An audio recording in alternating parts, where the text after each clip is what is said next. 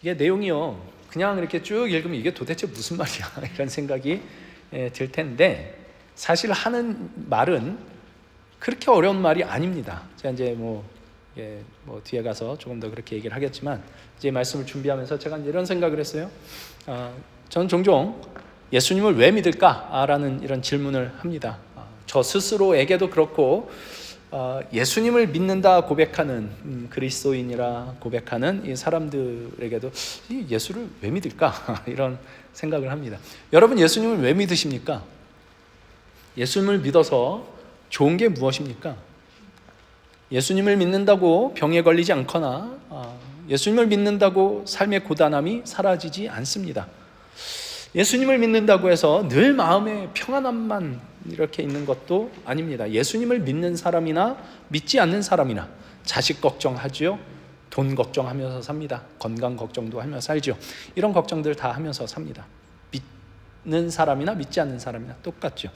그러니까 예수님을 믿든 믿지 않든 별반 차이가 없어 보이는 삶인데, 우리는 왜, 여러분은 왜 예수님을 믿으십니까?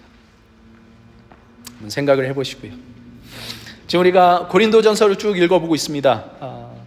이 고린도 교회에는 예수님을 믿는 일에 대해서 두 가지 오해가 있었는데, 한 가지는 이제 성경에서 이렇게 표현이 돼, 모든 것이 내게 가하다, 이렇게 이야기를 하는 사람들이 있습니다. 그래서 모든 것이 내게 가하다, 모든 것을 내가 아무거나 다 할 수 있다 라고 이렇게 얘기를 하면서 거리낌 없이 음행을 저지르는 도덕적 방종주의가 이제 예수님을 믿는 것에 대한 한 가지 오해로 이렇게 드러나고 있습니다. 이들에게 예수님을 믿는다는 것은 하나님의 은혜로 이미 구원을 얻었어요, 이 사람들은. 그래서 이들의 삶은 아주 자유롭습니다. 모든 것이 하나님의 은혜이기 때문에 자기들이 자기의 육신을 갖고 저지르는 잘못은 아무 문제가 되지 않는다 이렇게 생각을 해요. 그래서 우리 지나왔는데 읽어보셨는지 모르겠습니다만, 이제 고린도전서 5장 같은 데 보면 이 사람들이 이방인 중에서도 일어나지 않는 음행을 저질렀다 그래요. 그러니까 예수님을 믿는 사람인데 이방인 중에서도 저지르지 않는 음행, 아버지의 아내를 취했다, 말도 안 되는 그런 짓을 합니다. 그런데 그런 짓을 저지르고도 자랑으로 삼기까지 했다고 그래요. 이게 말이 되는 말일까 싶은데 이게 그렇습니다.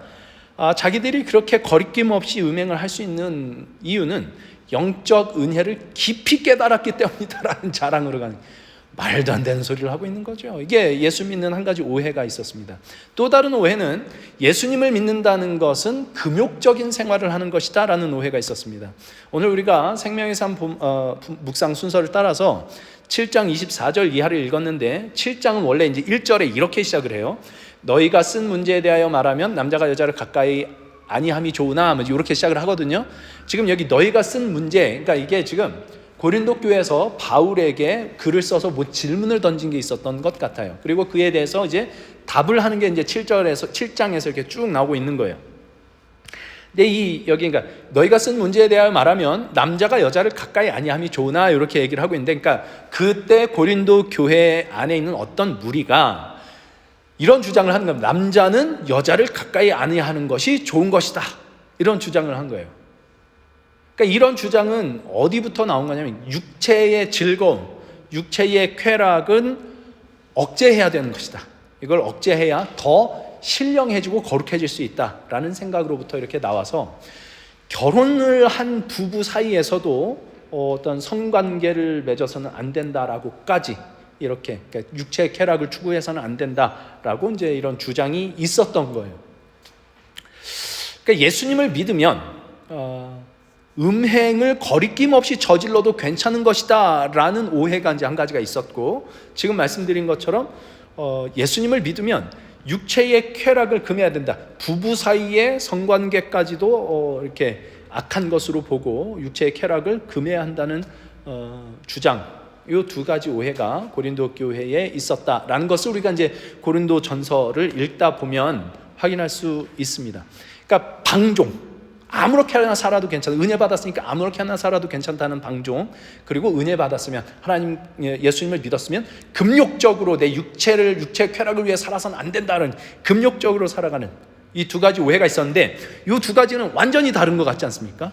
완전히, 이건 완전히 자유롭고 이건 완전히 이제 그 자기를 이렇게 올가매고 이러는 것 같이 정반대처럼 보이지만, 그러나 사실 둘 다 똑같은 뿌리에서 나온 오해예요. 자, 지금도 이제 여러 가지 형태로 지속되고 있는 사상인데, 그때 당시에 그 시대를 이렇게 휩쓸었던 철학 사상이 이제 헬라 문화 중에 영지주의라는 게 있습니다. 영지주의는 영혼은 선하고 육체는 악하다라는 이 이원론, 영혼은 선한 것, 육신은 악한 것이라는 이 이원론이 그 기초가 되는 사상인데, 그래서 어떤 사람들은 이렇게 하는 거예요. 몸은 악한 것, 중요하지 않은 것, 그러니 이 몸으로는 아무렇게나 살아도 괜찮다, 영혼이 구원받았으면 그만이다, 이렇게 간 게 이제 방종으로 간 거고, 다른 사람들은 몸은 악한 것이니까 철저하게 억제해야 된다라고 주장을 했던 이것이 이제 금욕주의적인 이런 삶으로 갔던 것입니다. 이게 이제 고린도 교회에 있었던 그 오해로 우리가 볼 수 있는데, 이게 왜 오해냐 하면 성경은요, 몸과 영혼을 분리하지 않기 때문입니다. 몸은 악하고 영혼은 선하다 이르지를 않아요. 하나님께서 우리에게 약속하시고 허락하시는 구원은 뭐 우리가 영혼 구원 이렇게 얘기를 하지만, 영혼만의 구원이 아니라 우리 몸의 부활까지 다 포함되어 있는 것이 하나님께서 우리에게 허락하시는 구원입니다. 그러니까 우리의 몸은 하나님께서 창조하신 선한 것이죠. 악한 것일 리가 없습니다. 하나님께서 창조하신 것인데, 물질 세계 역시 하나님께서 지으신 선한 창조입니다. 하나님께서 세상을 창조하시고 날마다 보시기에 좋았더라, 보시기에 좋았더라, 인간을 창조하시고는 보시기에 심히 좋았더라라고 어제 말씀을 하셨어요. 그러니까 악한 것은 이 세상의 물질 혹은 이 몸이 아니라 하나님을 떠난 인간의 왜곡된 욕망이 악한 거죠.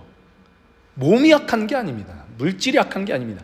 그러니까 예수님을 믿는다는 것은 이 하나님의 창조세계, 하나님께서 선하게 만들어 놓으신 이 창조세계를 맛보며 산다는 것입니다. 그러니까 제가 어렸을 때 가요를 듣다가 교회 집사님한테 한 소리를 들은 적이 있는데, 아니 예수님을 믿으면서 왜 그런 세상 노래를 들어? 이런 소리를 들었는데, 그래서 저는 예수 믿으면 세상 노래를, 가요를 들으면 안 되는 거구나, 이런 생각을 했었습니다.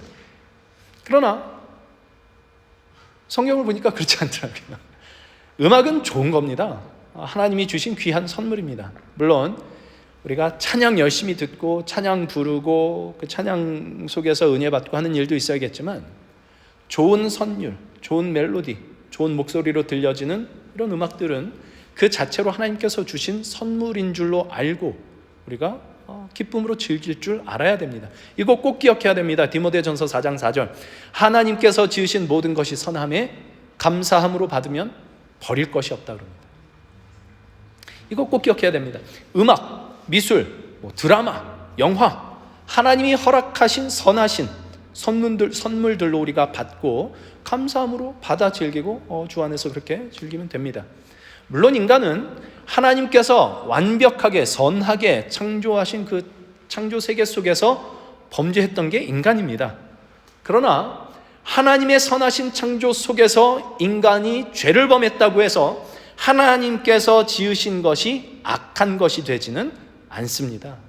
인간의 왜곡된 욕망이 하나님의 선하신 창조를 잘못 사용하는 것이 문제지, 하나님께서 지으신 모든 것이 선함에 무엇이든지 우리가 감사함으로 받으면 버릴 것이 없다. 이것이 예수님을 믿는 신앙인의 자세입니다. 이런 맥락 속에서 오늘 본문 말씀을 좀 읽어야 됩니다. 오늘 먼저 우리가 주목해야 되는 것은 24절 말씀인데, 처녀에 대하여는 내가 주께 받은 계명이 없으되 주의 자비하심을 받아서 충성스러운 자가 된 내가 의견을 말한다, 이렇게 얘기를 하죠.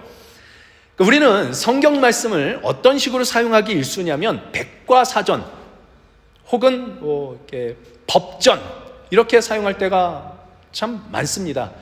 성경을 봐 이렇게 얘기하고 있잖아, 이거 되게 많죠. 그러니까 제가 오늘 아침에도 어떤 그 목사님의 간증에 대해서 이렇게 굉장히 비판적으로 이렇게 그 이게 설교인지 뭔지 모르겠는데 하여튼 그렇게 말씀하시는 그걸 조금 듣다가 도저히 못듣겠다 그래가지고 이제 끊었는데, 이분 말씀 가져다 놓고 이제 난도질을 하는 거예요. 누군가의 간증을, 하나님께 받은 은혜, 받은 간증에 대해서 말씀을 갖다 이렇게 난도질을 해요. 그러니까 우리는 성경을 봐, 이 얘기를 왜 하냐면 이게 하나님의 말씀이라고 생각하니까 그렇겠죠. 봐봐, 하나님이 이렇게 얘기하고 있잖아. 근데 오늘 본문 말씀 여기 24절을 보시면 하나님의 말씀이 아니라 바울의 의견입니다. 그죠? 처녀에 대하여는 내가 주께 받은 계명이 없으되 주의 자비하심을 받아서 충성스러운 자 된 내가 의견을 말한다, 이렇게 하고 나온 게 오늘 7장 오늘 본문 말씀이란 말이죠. 그러니까 바울이 무슨 직통계시를 딱 받아가지고 이런 경우는 이렇게 해야 된다고 하더라, 그걸 이렇게 얘기한 것이 아니라 이 문제는 내가 하나님께 직접적으로 받은 계명은 없다, 이렇게 얘기를 합니다. 그죠? 내가 하나님 앞에 충성스러운 자로서 내 의견을 얘기를 한다, 이렇게 얘기를 하고 있죠. 그러니까 성경은 무슨 문제가 있을 때 찾아가서 이렇게 답을 찾아보는 백과사전이거나 이렇게 무슨 이렇게 잘잘못을 따지는, 이게 잘 됐냐 못 됐냐를 기준을 가르는 그런 어떤 법전, 이런 것이 아니라는 얘기죠. 이거 우리 꼭 기억해야 됩니다. 그리고 이런 유명한 이야기가 있습니다. 누가 한 얘기인지는 잘 몰라요. 그러니까 존 웨슬리가 한 얘기다라고도 하고, 뭐 어거스틴이 한 얘기다라고도 하고, 뭐 무슨 어떤 주교가 한 얘기다, 뭐 이렇게 있는데, 이런 유명한 얘기가 있어요. 본질적인 것에는 일치를, 비본질적인 것에는 자유를, 모든 것에는 사랑을. 아마 들어보신 분이 있을 겁니다. 그러니까 우리가 예수님을 믿고 그분이 하나님의 아들이시며 우리의 유일한 구원자시며 주님이시다라는 이 본질적인 진리에는 우리 모두가 다 일치해야 됩니다. 예수님을 믿는 일에 있어서는, 예수님이 하나님의 아들이시고 구원자이시고 주님이시라는 이 사실에 있어서는 우리가 모두가 일치돼야 되는데, 이 외의 것은 전부 비본질적인 겁니다. 거기에는 자유를 줄 수 있어야 됩니다. 예수 믿는 사람이 뭐 예전엔 그런 논쟁도 있었다고 그래요. 예수 믿는 사람이 주일에 짜장면 먹는 게 가능하냐? 그러니까 되게 이렇게 보수적인 교회에서는 주일을 안식일로 여기고 진짜 하나님 바라보고 예배하고 쉬면서 이걸 하는 거지, 뭐 이렇게 짜장면, 자기의 즐거움을 위해서 짜장면 사 먹는 것도 안 된다, 이렇게 얘기를 했던 보수적인 교회도 있었던, 그 신앙 자체는 제가 뭐라고 할 게 아닙니다. 다만 그건 본질적인 게 아니라 비본질에 속한 것이다라는 걸 우리가 알아야죠. 그러니까 이 오늘 말씀이 사실은 이 속에서 이해가 돼야 되는데, 그러니까 오늘 말씀을 보면 이게 읽으면서 이게 도대체 무슨 말이야, 이런 생각이 들었잖아요. 왜 그러냐면 이랬다 저랬다 하는 것 같아요. 바울이 뭐 혼자 살라고 그랬다가 결혼하는 것도 죄가 아니다 그랬다가 뭐 이혼하는 것도 죄가 아니다, 그건 좀 앞에 나오지만 죄가 아니다 그랬다가 뭐 재혼할 남편을 잃고 이렇게 혼자가 됐으면 그냥 혼자 있으면 제일 좋겠다. 근데 그렇다고 결혼한다고 해서 죄는 아니다. 그러니까 이게 막 계속 이렇게 막 이게 뭐야 도대체 어쩌란 말이야 라는 생각이 들 정도로 오늘 본문 말씀은 이게 굉장히 유연하게 이렇게 돼 있다라는 걸 우리가 볼 수 있습니다. 그러니까 7장 1절에서요, 남자가 여자를 가까이 아니하는 것이 좋다라는 질문에 대한 답변으로부터 이렇게 시작을 한 게 이제 지금까지 쭉 이어져 내온 건데, 그러니까 여기 어떤 내용들이 담겨져 있냐면 독신으로 사는 문제, 결혼을 하는 문제, 이혼의 문제, 재혼의 문제까지 이렇게 다루고 있는데요. 사도 바울의 개인 의견으로는 가능하면 나처럼 혼자 사는 게 좋다, 이게 이제 바울의 의견이에요. 하지만 결혼도 괜찮고 이혼을 해야 될 상황이 있으면 이혼할 수 있고, 남편이 죽어서 혼자 된 여자는 그냥 혼자 살면 좋지만 재혼도 괜찮다, 이런 내용이거든요. 전부 다. 근데 놀랍지 않습니까? 이혼도 괜찮다고 한다고요? 그리스도인이 이혼하는 건 죄 아닙니까? 우리 다 이렇게 알고 있죠. 근데 바울이 이혼을 해도 괜찮다고 했다고요? 정말 그렇습니다. 우리 앞에 보시면 15절에 보시면요,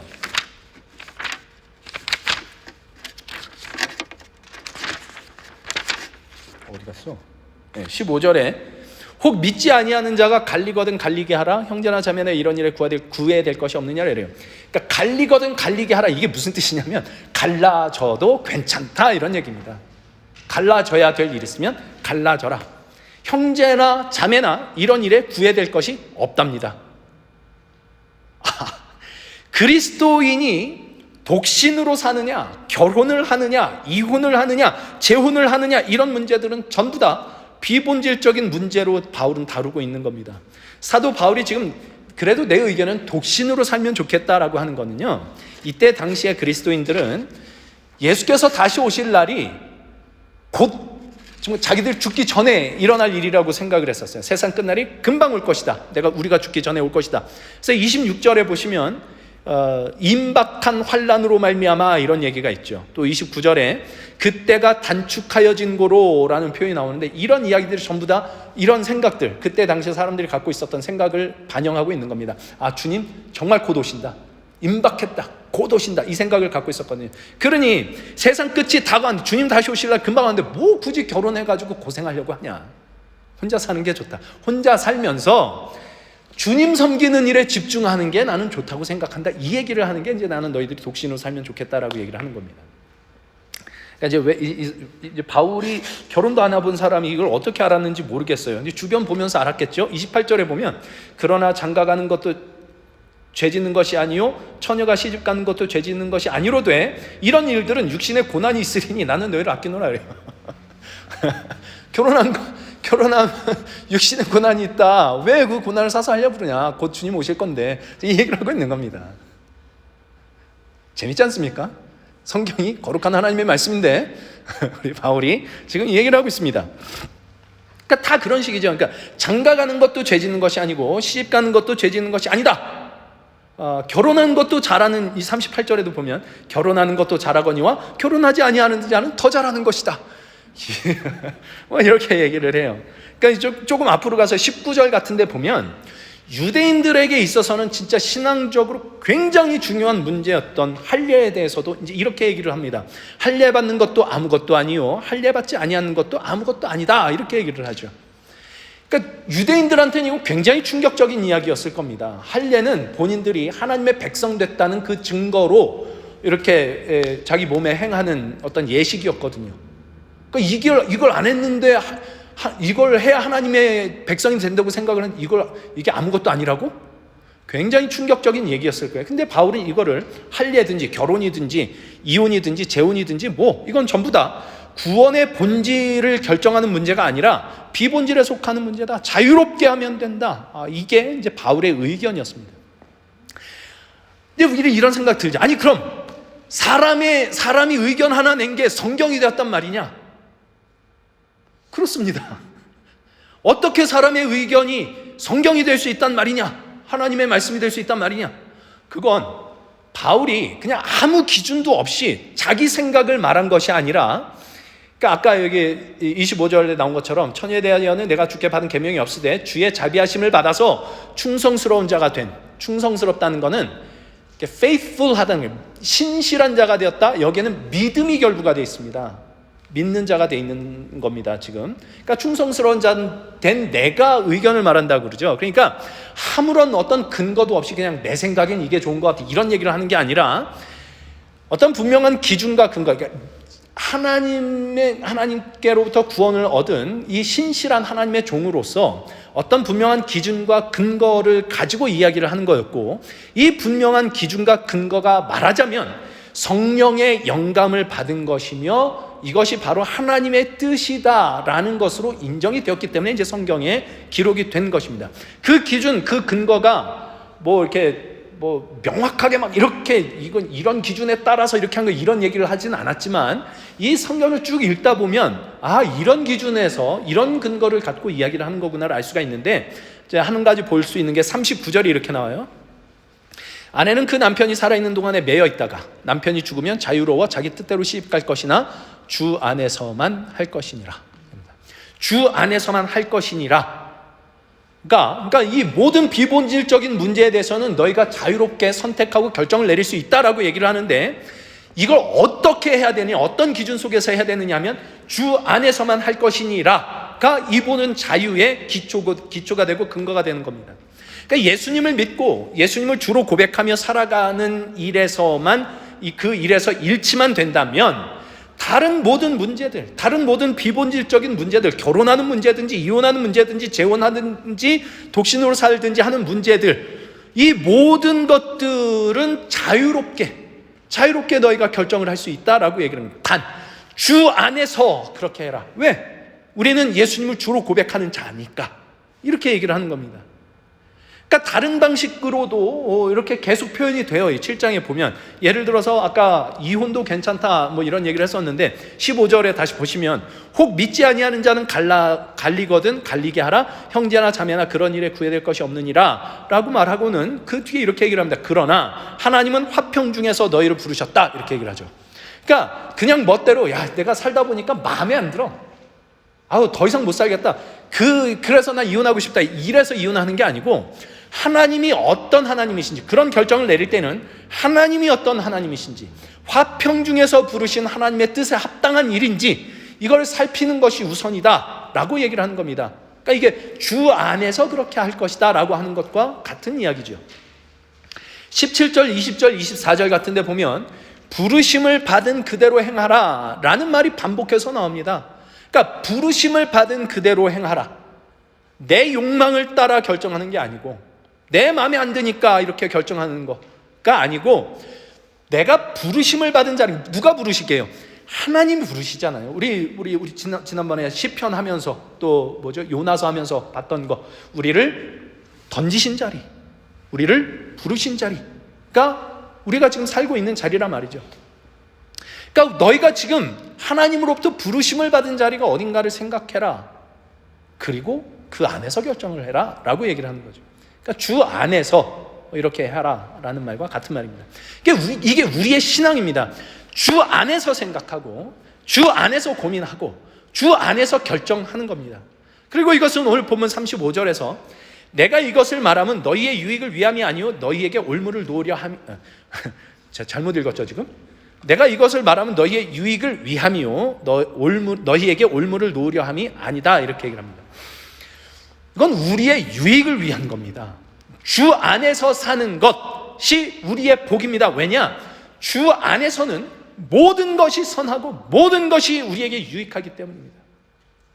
오늘 본문에서 사도 바울이 임박한 환난을 말하고 있고 그때가 단축하여졌다라고 말하는 것처럼 우리는 이 임박한 종말을 살아가는 사람들입니다. 이 임박하다라는 말은 시간적으로 촉박하다라는 말도 물론 있겠지만 주께서 다시 오실 날이 분명히 있다, 하나님이 확실하게 그 일을 이루실 것이다 라고 말하는 어떤 절대성, 확실성을 표현하는 말이기도 합니다. 그러니 우리는 이 임박한 종말을 살아가고 있고 하나님의 나라는 반드시 온다 말이죠. 예수 그리스도께서 반드시 다시 오실 겁니다. 우리는 임박한 종말을 그렇게 살아가고 있습니다. 여기서 이 하나님의 나라가 온다는 것은 언젠가 없어질 거란 말이죠. 이 세상은 영원한 것처럼 살아가는 사람이, 우리가 이 잠깐 없어질 이 세상을 영원한 것처럼 살아가는 사람들이 아니라 우리는 반드시 완성될 하나님의 나라를 바라보며 살아가는 사람들이다 라고 하는 얘기입니다. 그래서 이 얘기를 해요. 31절에 이 세상의 외형은 지나감이라. 그러니까 그 앞에 무슨 얘기를 하냐면 우는 자들은 울지 않는 자 같이 해라, 기쁜 자들은 기쁘지 않은 자 같이 해라, 안에 있는 자는 안에 없는 자 같이 해라, 매매하는 자들은 없는 자 같이 해라, 쓸 것이 있는 자는 쓸 것이 없는 자처럼 해라, 이렇게 얘기를 해요. 이게 뭔 말인가 싶은데 이게 다 어디에 귀속돼서 하는 얘기냐면 이 세상의 외형은 지나간다. 그러니까 이 세상의 외형에 속해서 살아가는 자들은 아내에게 매여서 살고 울 일이 이렇게 있고 기쁜 일이 세상 가운데 이렇게 있지만 너희는 그런 세상에 속한 자들이 아니다라는 얘기가 거기 있는 거죠. 세상 기준에서 우는 자같이 울지 말고 세상 기준에서 기뻐하는 자같이 기뻐하지 말고 그러라는 얘기입니다. 그러니까 결혼 생활이든 성공하는 것이든 부든 이런 것들, 이 모든 것들이 사실은 잠깐 있다 사라질 것들이다. 궁극적인 것들이 아니다. 너희들이 붙들어야 할 절대적 가치가 아니다 라고 얘기를 하는 거죠. 그러니까 우리는 종종 세상의 것들을 절대화합니다. 결혼하면 행복할 거라 생각을 하고, 결혼 생활이 불만이면 이혼하면 기쁠 거라고 생각하고, 돈이 있으면 만족할 거라고 생각하고, 성공하면 인생이 즐겁다고 생각을 합니다. 그러나 바울이 얘기합니다. 이 세상의 외형은 지나간다. 우리가 바라는 건 이 세상이 아니라 하나님 나라의 완성을 바라는 것이다, 이런 얘기입니다. 결혼은 선한 겁니다. 물질도 선한 겁니다. 건강도, 성공도, 기쁨도 다 하나님께서 주신 선물입니다. 그러나 그것들이 하나님은 아닙니다. 그것들은 결코 우리를 구원할 수 없습니다. 우리에게 영원한 만족을 줄 수도 없습니다. 하나님 없이 내가 이 사람과 결혼하고 싶다, 이걸 붙들고, 하나님 없이 물질을 붙들고, 하나님 없이 건강하고, 하나님 없이 성공하고, 하나님 없이 기뻐하고 하는 이런 것들은 결국 우리를 묶고, 우리가 바라는 것에 묶이고 우리의 존재를 파괴하는 우상으로 변질되고 맙니다. 그래서 성도는 이 세상 속에서 허락된 하나님의 선물들을 마음껏 즐거워할 수 있되 세상에 매이지 않은 사람이 성도입니다. 우리는 하나님께서 주신 모든 것을 감사함으로 누리고 즐거워할 수 있습니다. 음악이고 영화고 뭐고 다 하나님께서 주신 것으로 주 안에서 그게 가능해집니다. 주 안에서가 아니면 우리는 하나님께서 선물로 주신 것을 하나님인 줄로 착각하고 그것에 집착하고, 그러면 결국 망하게 된다라는 이 원리를 갖고 지금 바울은 지금 고린도전서 7장부터 이 얘기를 쭉 해나가고 있다는 얘기죠. 그래서 시편 16편에 시편 기자가 이런 노래를 해요. 2절에 내가 여호와께 아뢰되 주는 나의 주님이시오니 주 밖에는 나의 복이 없다 하였나이다. 주 밖에는 나의 복이 없다. 여기서 말하는 주 밖에는 only Lord가 아닙니다. 그게 아니고 주님 바깥에는이에요. apart from Lord 이거예요. 주 밖에는. 그러니까 only 주님 이러면 주님만 내 만족, 내 기쁨. 그러면 딴 건 다 어떻게 해야 돼요? 버려야 됩니다. 그렇죠? 이게 금욕주의예요. 주님만 주구장창 찾아가요. 지금 여기서 하는 얘기는 주 밖에는 내 만족이 없습니다. 주 밖에는 내 복이 없습니다. 반대로 주님 안에는 모든 것이 복됩니다. 주님 안에서는 모든 게 다 복됩니다. 어떻게 그리스도인이 저걸 할 수 있어? 복된 겁니다. 제가 이런 얘기는 참 녹음도 하고 있고 조심스럽긴 한데, 술 마시고 담배 피는 거, 그리스도인이 어떻게 그럴 수 있어요? 그럴 수 있어요.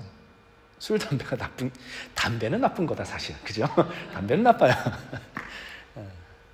근데 그 자체로 나쁜 게 그렇게 많지 않습니다. 얘는 이게 주님께서 주신 것으로 즐거워할 수가 있어요. 그거 받아들여야 됩니다. 근데 문제는 뭐냐? 거기에 이제 중독이 되는 거. 그래서 인간의 악한 욕망이 하나님께서 주신 선물을 왜곡되게 사용하는 게 문제지, 이거 자체가 나쁜 거라고 얘기할 수 있는 게 사실 이 세상에 많지 않습니다. 자, 그래서 주 밖에는, 주님 밖으로 나가면 나의 복이 없습니다라고 고백하는 이것. 그러니까 주 밖으로 나가면 내가 세상 모든 걸 다 가져도 주 밖에선 이게 나한테 만족이 안 돼요. 왜냐? 누가 이런 아주 멋있는 말을 했어요. 하나님께서 우리를 지으실 때 우리를 우주보다 더 크게 만드셨대요. 그래서 우주를 담아도 우리는 만족이 안 된답니다. 그럼 뭘 가져야 돼요? 우주보다 더 큰 게 있어야 만족이 되죠. 만족이라는 건 채워지는 거잖아요. 그러니까 우리 아무리 많은 걸 다 채워 넣어도, 그러니까 우리 다 알잖아요. 아무리 많이 가져도 만족함이 없는 게 인간이더라. 1억을 가지면 11억을 갖고 싶고, 이런 겁니다. 주 안에서는 다 채워졌죠. 우주보다 더 크신 분이 우리 안에 들어오니까. 주 안에서는 모든 게 다 만족이라고 해요. 모든 것에. 그래서 주 안에서라면 모든 것에 감사할 수 있습니다. 그러니까 예수님을 믿어서 좋은 게 뭐냐? 처음에 질문을 했죠. 여러분, 예수님을 믿어서 좋은 게 뭡니까? 이겁니다. 예수님을 믿어서 부자 되지 않습니다. 예수님을 믿어서 병 안 걸리지 않습니다. 예수님을 믿어서 영생을 얻는데 그게 우리의 육신이 영생하지 않잖아요. 다 죽잖아요. 하나님께서 은혜 베풀어 주셔서 치유함을 받고 이런 일이 있을 수 있습니다. 감사하죠. 근데 그렇다고 해서 안 죽어요? 죽잖아요. 예수 믿는다고 해서 세상 사람들에게 일어나는 일이 나한테 안 일어나지 않습니다. 똑같아요. 예수 믿는다고 해서 늘 마음이 평안한, 그렇지 않습니다. 그런데 예수님을 믿으면 깨졌던 하나님과의 관계가 회복이 됩니다. 예수님을 믿으면 하나님이 내 아버지가 됩니다. 예수님을 믿으면 그분이 늘 나와 함께 하신다는 그 약속 속을 우리가 걷게 됩니다. 예수님을 믿으면 주 안에서 행하라, 이게 가능해집니다. 우리는 주 안에서 살고 주 안에서만 복을 얻을 수 있는 존재로 부름을 받고 있습니다. 이것이 예수님을 믿음으로 우리에게 허락되는 복이지요. 무엇과도 바꿀 수 없는 복이 우리에게 이미 허락됐고, 그 복된 삶을 예수 안에서 살아갈 수 있게 된 게 예수님을 믿는 신자들이란 말이죠. 그러면 우리는 그 속에서 참된 자유를 맛보게 됩니다. 교회와 세상이 분리되지 않습니다. 거룩한 것과 세속적인 것이 분리되지 않습니다. 교회 안에서 우리가 하나님을 만나는 만큼 세상 속에서 하나님을 만나고, 찬양 속에서 하나님을 만나는 만큼 세상의 아름다운 음악 속에서, 아름다운 선율 속에서 하나님을 만날 수 있습니다.